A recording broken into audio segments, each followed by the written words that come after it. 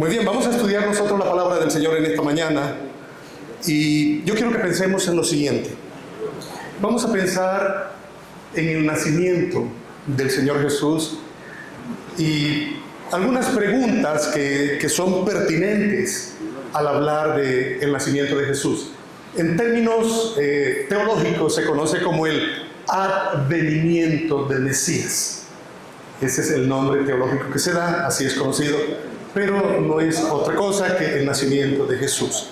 Cuando hablamos de ese niño que nace en una pequeña población llamada Belén, uno tiene que preguntar varias cosas.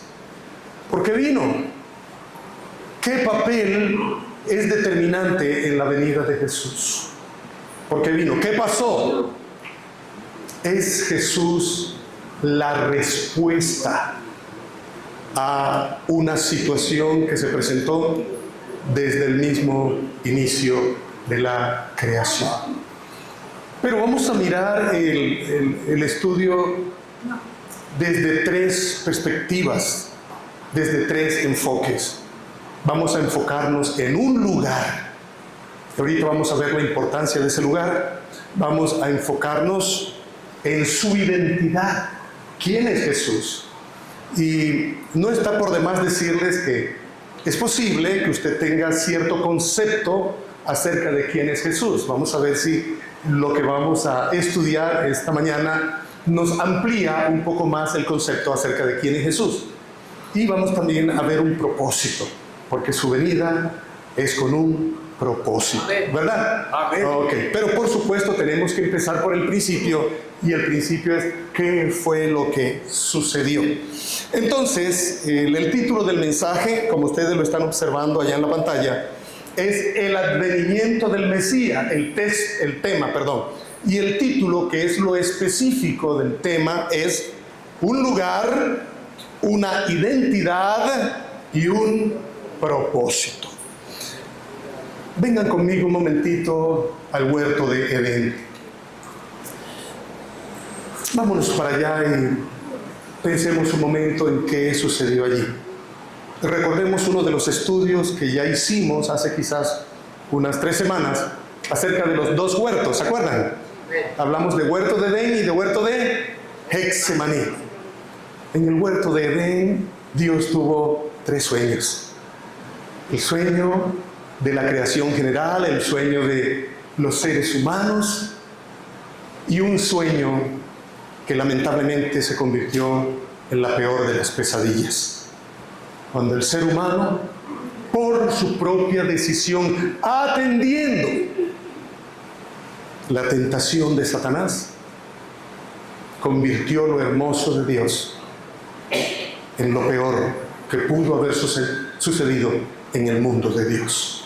Allí el ser humano desobedeció, allí el ser humano se rebeló contra Dios, allí el ser humano le declaró la guerra a Dios. Y eso entonces, ¿cómo queda? ¿Hay solución para ello? ¿Cogió a Dios de improviso? ¿Dios no se dio cuenta? Recordemos que Dios es soberano, Dios es omnisciente, y eso significa que todo lo sabe. Así que Él sí se dio cuenta de lo que sucedió. Y no pasó el mínimo tiempo cuando ya Dios tenía la solución de ese problema.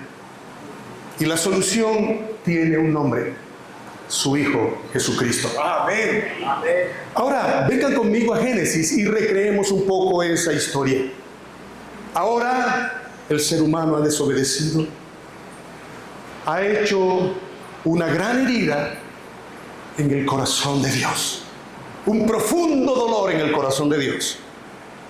Sin embargo, el Señor ahora dice las siguientes palabras, donde empezamos a vislumbrar la realidad de la presencia de nuestro Señor Jesucristo.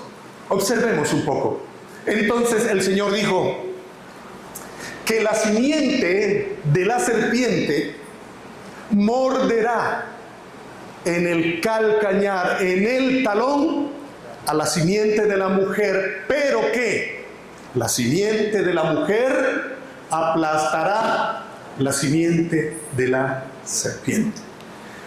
Ahí, por supuesto, está el hecho que el enemigo iba a lograr hacer el daño, y tenía que ver, por supuesto, con la muerte de Jesús, pero que esa muerte representaba ese talón que aplastaría la cabeza de la simiente de la serpiente, ¿verdad? La victoria de la cruz. Pero aquí hay una palabra que yo quiero que tengamos en cuenta, y es la palabra simiente, porque aquí ya es conocido en el argot teológico como el protoevangelio, el inicio del evangelio, es la palabra simiente.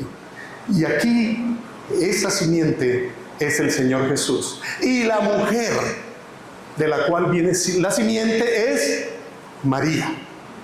Continuemos la narrativa, porque aquí aparece la profecía, pero ella va caminando y va cogiendo mayor expresión, y lo encontramos en el mismo libro de Génesis capítulo 22, con un hombre que le creyó a Dios, con un hombre que fue considerado por Dios mismo su amigo, creyó a Dios y le fue contado por justicia. Estamos hablando de Abraham. Recordemos que Sara era estéril. Ahora el Señor hace una promesa a Abraham, y la promesa es que iba a ser padre de multitudes, ¿verdad? Y en efecto nace un pequeño chico llamado Isaac. E Isaac es conocido como tipo de Cristo. Escuchemos ese eco. El Señor le dice a Abraham: sacrifícame tu hijo, tu único hijo, y precisamente el término allí, unigénito, es el mismo término que se usa para Jesús. De hecho, en Mateo 1:1 escuchamos: genealogía de Jesucristo, hijo de David, hijo de Abraham. ¿Quién era el hijo de Abraham? Isaac. Así que Isaac está dentro del plan salvífico de Dios.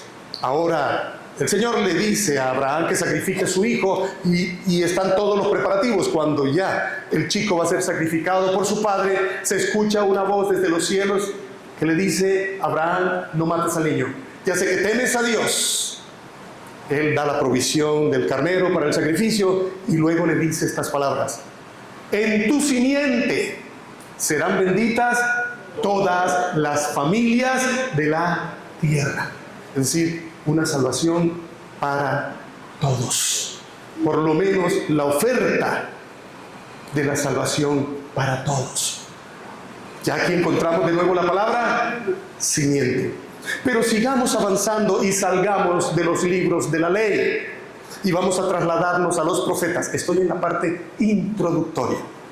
Y vamos a los profetas y encontramos al profeta Isaías, donde hay una situación específica allí, y allí aparece el anuncio de un niño que es nacido, el principado sobre el hombro, y será llamado admirable consejero, Dios fuerte, Padre eterno, príncipe de paz. Pero ¿dónde aparece como niño de nuevo la figura? Aparece en Isaías 7:14, en medio de un contexto de guerra. Allí el Señor, a través del profeta Isaías, le habla al rey de turno y le dice: Dios te va a ayudar. Y la evidencia es que he aquí una doncella, una virgen, concebirá y dará a luz un hijo, y será llamado Emmanuel, que significa Dios con nosotros. Hasta aquí me estoy comunicando. Aquí está el trasfondo entonces de que la solución del problema de Edén tiene un nombre, y es Jesús. Y Él va a nacer, Él va a crecer. Pero vamos a ver a partir de aquí entonces esos tres conceptos. Vamos a mirar el primero de los conceptos, y es el primer concepto. Se enfoca ¿dónde? En un lugar. Amados de Dios, aquí vamos a descubrir cosas muy hermosas esta mañana. Se enfoca en un lugar.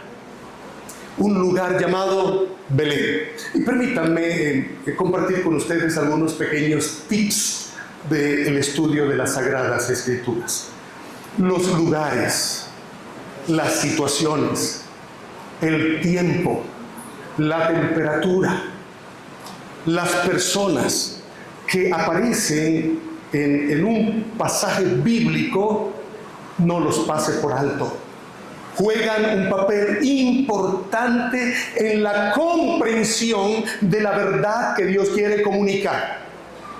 Esto es importante, no pasen por alto. Entonces, aquí encontramos una primera profecía. La primera profecía la tiene el profeta Miqueas, 700 años antes de la venida de Jesús. Los invito, vengan conmigo a Miqueas, capítulo 5. Miqueas, capítulo 5. Y vamos a mirar los versículos del 1 al 4. Estamos enfocados ¿dónde? En un lugar, ¿verdad? ¿Cuál es el lugar? Belén. Ok. Miqueas 5, de los versículos 1 al 4. Miren conmigo, por favor. Rodéate ahora de muros, hija de guerreros. Nos han sitiado, con vara herirán en la mejilla al juez de Israel. Pero tú, Belén Éfrata, pequeña para estar entre las familias de Judá, de ti me saldrá el que será Señor en Israel. ¿Está escuchando? Y sus salidas son desde el principio, desde los días de la eternidad. Pero los dejará hasta el tiempo que dé a luz la que ha de dar a luz, y el resto de sus hermanos se volverá con los hijos de Israel. Y él apacentará con poder de Jehová, con grandeza del nombre de Jehová su Dios, y morarán seguros, porque ahora será engrandecido hasta los fines de la tierra. Y miren lo que dice allí, será nuestra paz. Si ustedes observan conmigo, aparece Belén. Belén significa casa de pan. Y si ustedes observan allí donde estamos mirando, casa de pan. Y ustedes recuerdan cómo habló Jesús de sí mismo. Yo soy el pan de vida, ¿verdad? Recuerden ese pasaje tan hermoso cuando Jesús está compartiendo con esa multitud las enseñanzas, y luego se hace tarde, los discípulos le dicen: Señor, ya está muy tarde, estas personas están hambriadas, despídalas. Y el Señor les dice: no los despidamos, denle ustedes de comer. Y el Señor dice: nosotros no tenemos nada, lo único que encontramos por aquí es un muchacho que tiene ¿cuántos panes? ¿Cuántos panes? ¿Y cuántos peces? 5 panes y dos peces. Y el Señor le dice: tráiganme eso acá. Y ya sucede algo maravilloso. El Señor ora a su Padre como de costumbre, en esta relación, en esa comunión tan maravillosa, y hay una multiplicación de esos elementos, y hay para repartir a toda la multitud. Todos comen. Aquí se habla de los hombres como 5,000, pero allí habían también esposas y habían niños, y todos comieron. Luego el Señor Jesús se dirige hacia otro lugar, pero Él regresa. Cuando Él regresa, ¿ustedes se acuerdan lo que pasó? Todos estaban: Señor, ¿qué te habías hecho? Nos estabas haciendo mucha falta. El Señor conoce los corazones, y el Señor le dice: bueno, yo les hice falta, pero no les hice falta por lo que les he enseñado. Yo les hice falta fue porque yo les di de comer, ¿verdad? Satisfizo el Señor sus necesidades básicas primarias. Pero el Señor aprovecha esa oportunidad para decirles: pero no se preocupen tanto por ese pan. ¿Ustedes quieren venir conmigo al monte?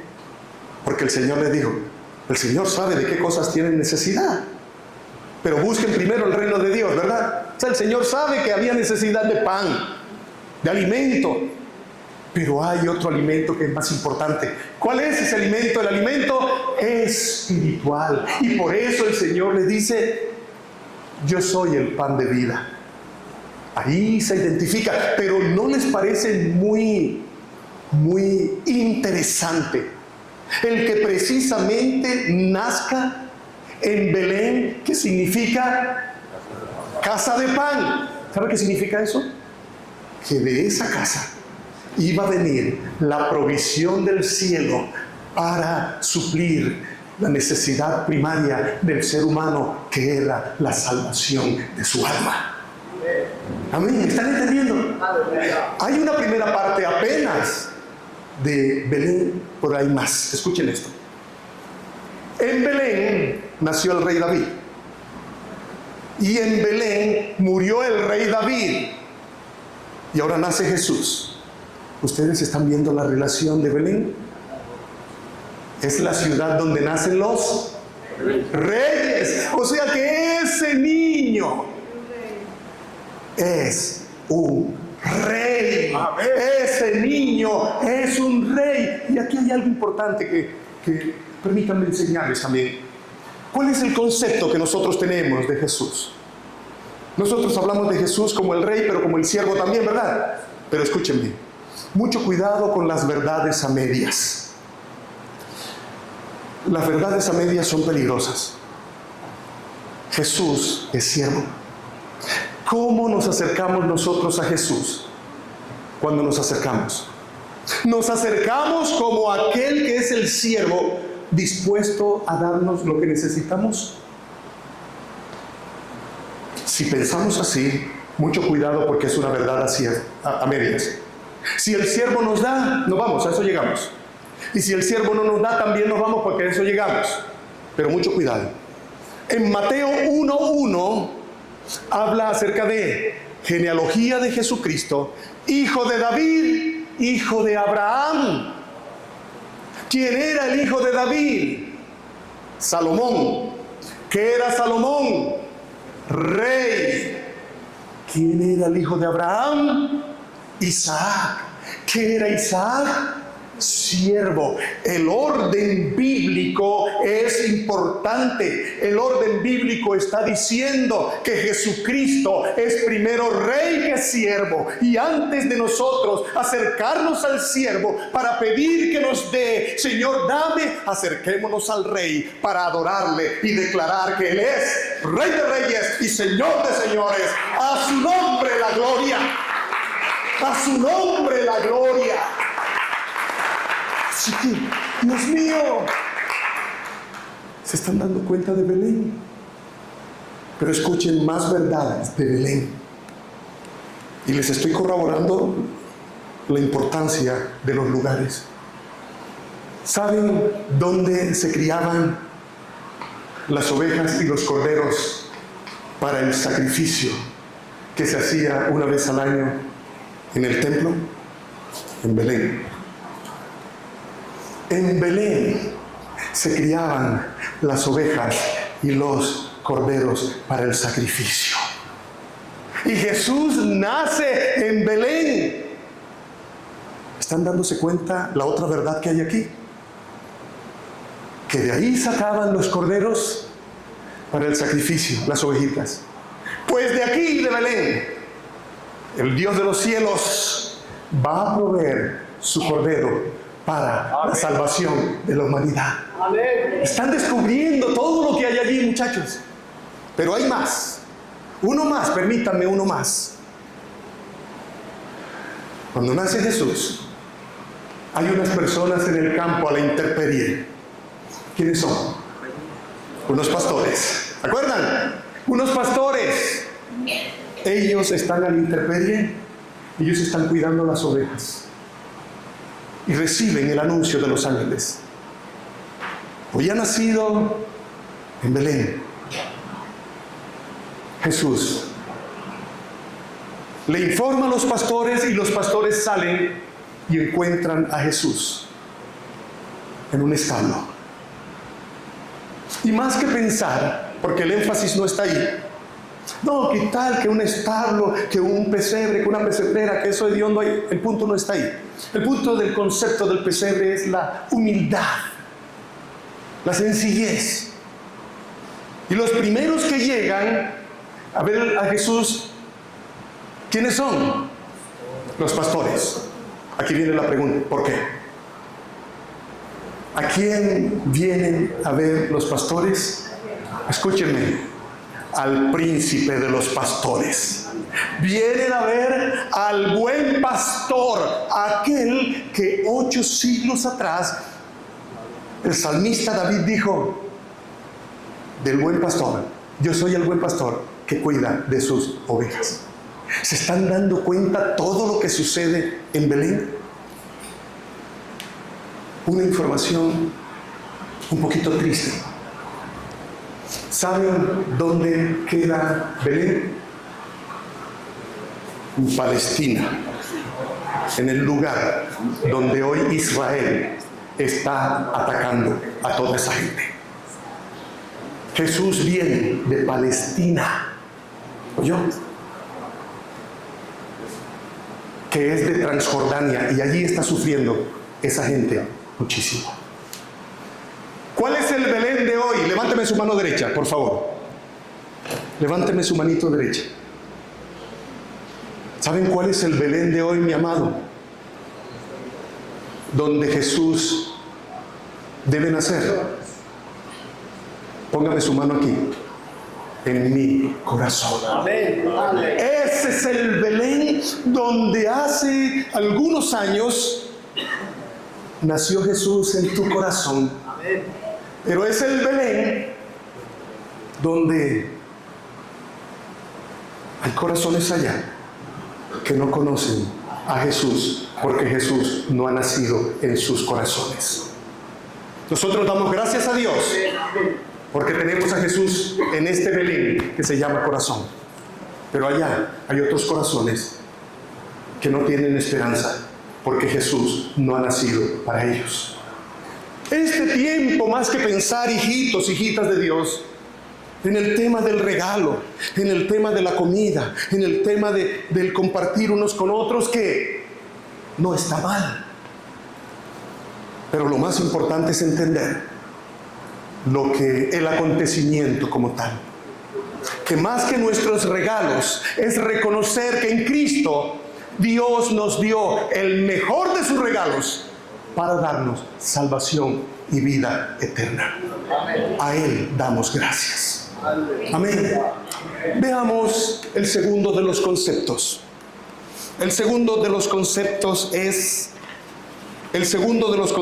se enfoca en una identidad. Acabamos de hablar de ¿qué? De un lugar. Ahora vamos a hablar de una identidad. Hablamos de dónde nació, qué importancia del lugar, pero ahora vamos a hablar de quién es Él. ¿Quién es Él? ¿Qué dicen los profetas? ¿Qué dicen los profetas? Y de nuevo estamos en Miqueas. Miremos lo que dice Miqueas. Dice en el versículo 2: de ti saldrá el que será Señor de Israel. ¿Se acuerdan que estamos hablando ahorita de qué es Jesús primero? Rey y luego siervo, ¿verdad? Y se evidencia en qué es lo que están hablando los profetas. Ese niño es un rey. Y aquí el término es Señor de Israel, y este término es la palabra Adonai. Este fue el mismo, o es el mismo concepto de Isaías. Isaías en el capítulo 6 nos habla. Había muerto el rey de turno, había muerto el rey terrenal, y él tuvo una visión del rey celestial. En el año que murió el rey Usías, vi yo al Señor sentado en un trono alto y sublime. Y aquí aparece la palabra Señor. Adonai es el rey que está sentado en su trono, delante del cual todas sus criaturas se postran para adorarle. O sea que ese niño que va a nacer en Belén es el Señor. Y aquí de manera específica dice: y es el Señor de Israel, Adonai. Y él apacentará con poder de Jehová. Apacentar es el término que realiza un pastor con sus ovejas.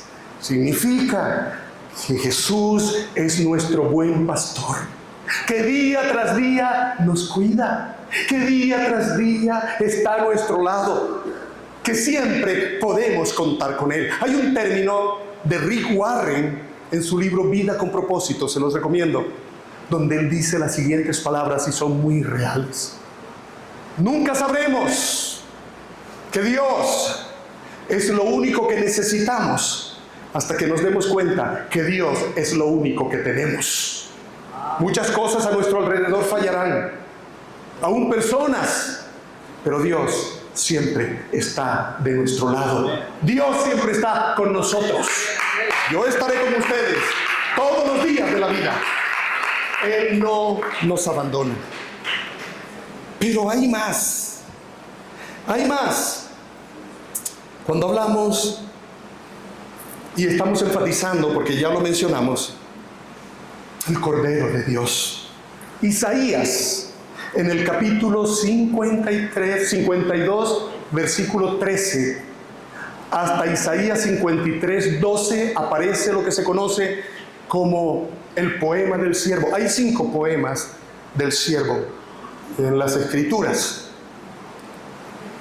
Y este es uno, donde aquí se habla de como oveja fue al matadero. No dijo absolutamente nada, guardó silencio, no se quejó.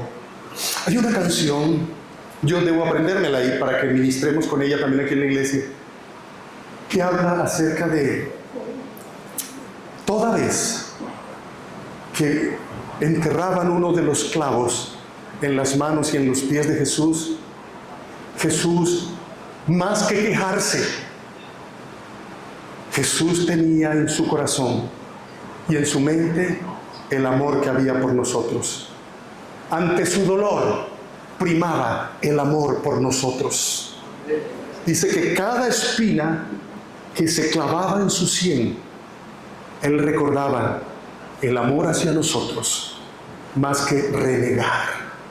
Así que estamos hablando aquí del Cordero para el sacrificio. Ahora observen conmigo esta comparación, y más que hablar de contraste, o rey, o cordero, o rey, o siervo, es más bien una paradoja. El concepto de paradoja es que están los dos elementos incluidos.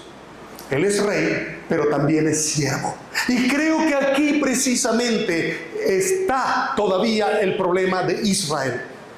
Porque todas estas profecías son profecías del Antiguo Testamento, pero el concepto que siempre ha habido en ellos, y por supuesto antes de la llegada de Jesús, era el concepto de rey. Había lo que se conocía como la esperanza mesiánica. Algunos esperaban un ángel del cielo, otros esperaban a un sacerdote, otros, la mayoría del pueblo, esperaba a un rey guerrero. Es decir, un rey con poder y autoridad que llegara y ahí mismo sacara a los romanos de esa tierra y ya estableciera el reino de Israel allí en su pueblo.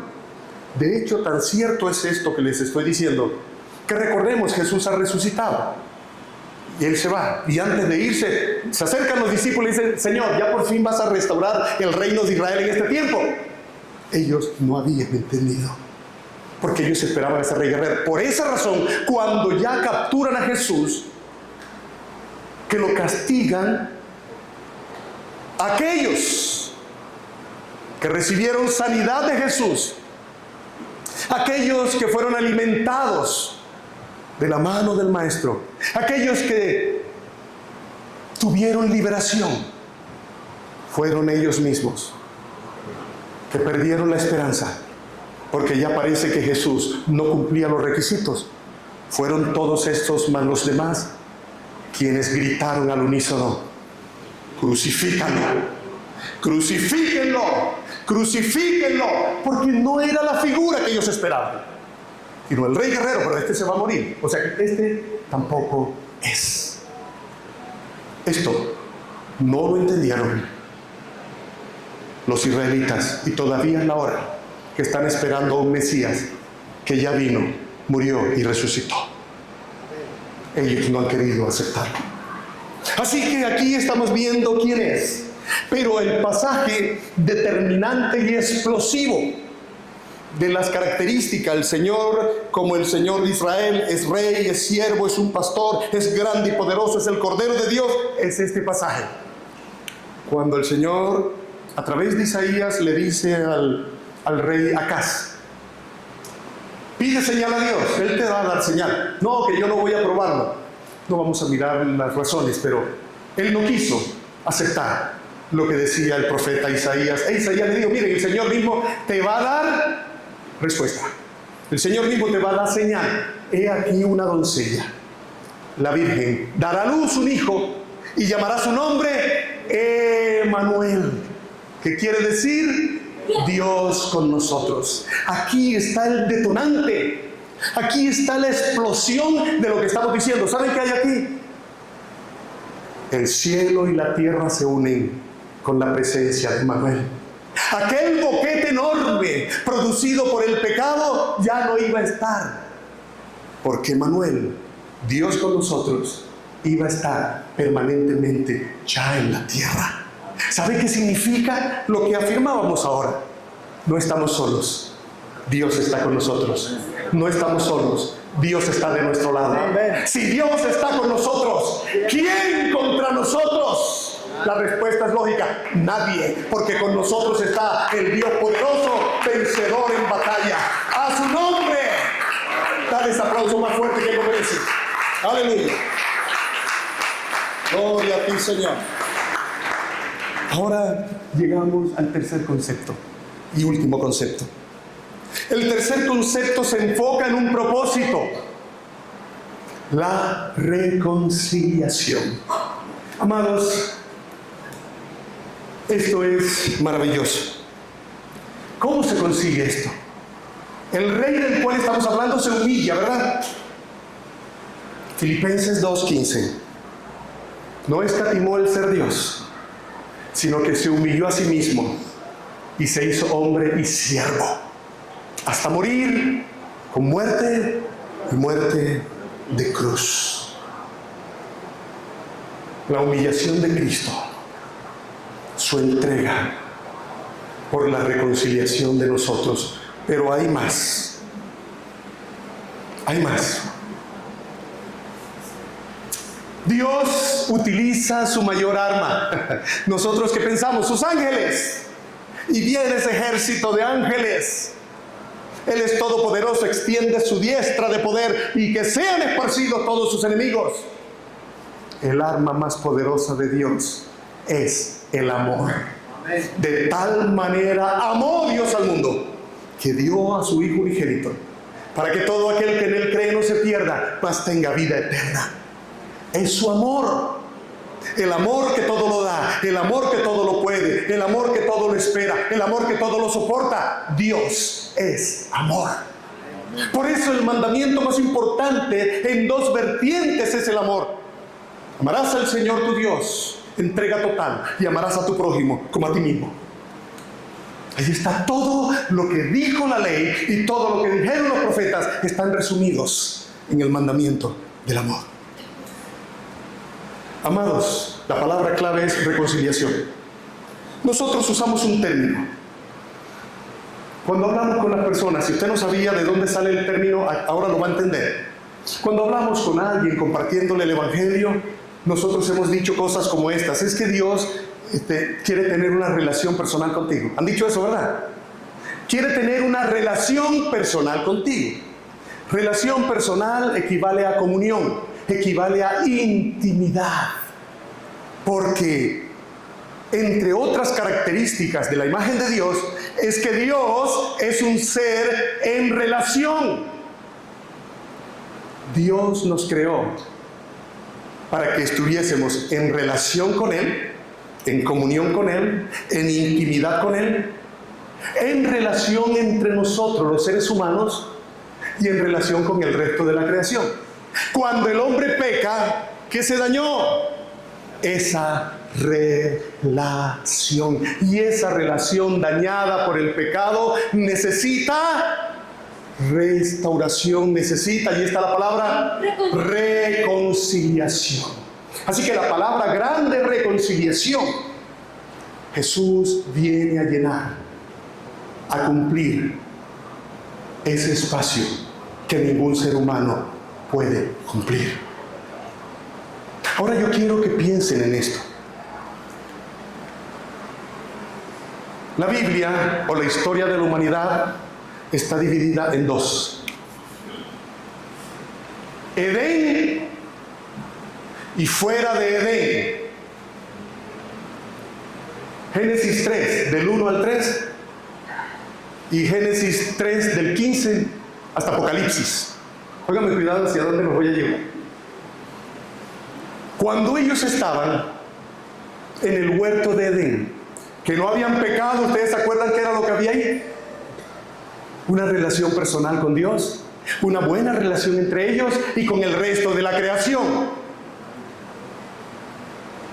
Cuando el hombre peca, cuando el hombre le declara la guerra a Dios, cuando el hombre se rebela contra Dios, esa relación se daña y ellos son sacados del paraíso, del huerto de Edén. Amados de Dios, ¿ustedes saben lo que hace la muerte de Cristo? Escúchenme bien. Lo que hace la muerte de Cristo, por supuesto, a quienes aceptamos esa verdad, el Señor Jesús hace esto: recoge esa humanidad arrepentida. Los que no están arrepentidos no, por eso tienen que volverse a Jesús. Recoge a toda esa humanidad, oye, todita, para trasladarla de nuevo a Edén, desde donde nunca debimos haber salido. ¿Usted ha visto el libro de Génesis? Cuando usted termina el libro de Génesis, ¿qué aparece? Aparece el Edén. Aparece el Edén. Es decir, que la obra de Cristo es para regresarnos, repito, a ese lugar desde donde nunca debimos haber salido. Así que el término se llama reconciliación, porque la reconciliación trae la paz, la reconciliación trae la salvación, la reconciliación trae la provisión, la reconciliación trae la protección. Todo esto es resultado de la reconciliación con el Dios de los cielos. Iglesia, ¿usted se alegra por eso? Claro que nos alegramos. Dale la gloria al Señor por eso. Señor, gracias. Terminamos diciendo, todas estas profecías tuvieron su cumplimiento en el Nuevo Testamento, con el anuncio a los pastores en el campo, a los reyes de Oriente y a José y a María. La celebración para esta fecha, hijitos, hijitas de Dios, de regalos, es más bien recordar y exaltar al Dios de los cielos, porque en Cristo nos dio el mejor regalo que puede tener la humanidad. ¿Cómo se llama ese regalo? Jesucristo de Nazaret. Así que ya sabemos, un lugar que nos muestra todo lo que el Señor previó. Una identidad: Jesús es Rey y es siervo. Y un propósito: reconciliación, para que volvamos a estar con Dios por la eternidad. Así que tú y yo, el día que partamos de este mundo, nos vamos con Él. ¿Saben por qué? No por lo que usted ha hecho, sino por lo que Cristo hizo por usted en la cruz, que le salvó.